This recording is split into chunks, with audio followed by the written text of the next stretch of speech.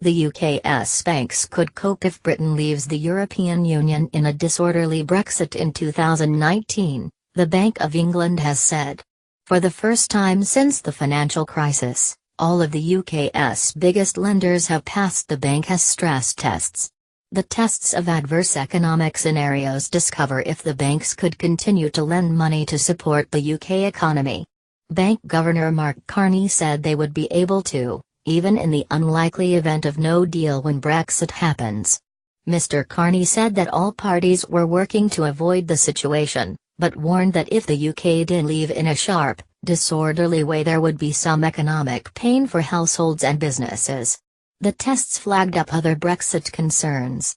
6 million UK customers buy insurance policies from EU companies and, after Brexit, those firms would not have permission to collect premiums or pay claims. The same is true of the financial insurance that banks buy and sell to each other. Here the numbers are staggering. The notional value of those contracts are £26 trillion. Without legislation from both the EU and the UK they may be hard to enforce, and that would create financial instability. The Bank of England offered a checklist of items to mitigate the impact of Brexit, which included, Michael Snapes, Financial Services Director at PwC, said, "There is some comfort to be had in the knowledge that the UK banking system is strong enough to withstand a severe economic deterioration. The results suggest that the major UK banks may finally be emerging fully from their post-crisis downturn." The bank's Financial Policy Committee (FPC) also said it was increasing the amount that banks had to hold in reserve in case of an economic downturn. Mr. Carney said the growth of consumer credit in the UK had created pockets of risk. He said that domestic financial risks and the potential for new global economic issues meant banks should be prepared for further losses. Mr. Carney said the FPC was taking action to ensure the financial system is resilient to a very broad range of risks.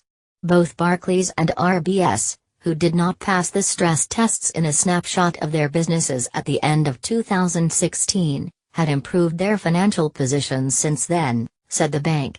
As a result, both were deemed to have passed the stress tests overall. The worst-case scenario the bank imagined in the tests included a 33% fall in house prices, a rise in interest rates from 0.5% to 4% within 2 years, and the unemployment rate rising to 9.5% from its current rate of 4.3%. Lloyds, HSBC, Santander, Nationwide and Standard Chartered were the other lenders who took part. Looking at this year's results, RBS's Chief Financial Officer, Ewan Stevenson, said, "We continue to make progress towards the stress-resilient bank we aspire to be, and 2017 represented another year of material improvement. Until we have resolved our remaining major legacy conduct issues and non-core portfolio interests, we will continue to show stress test results weaker than our long-term targets." In a statement, Barclays said, Barclays was not asked to submit a revised capital plan by the Bank of England in light of the steps already taken during 2017.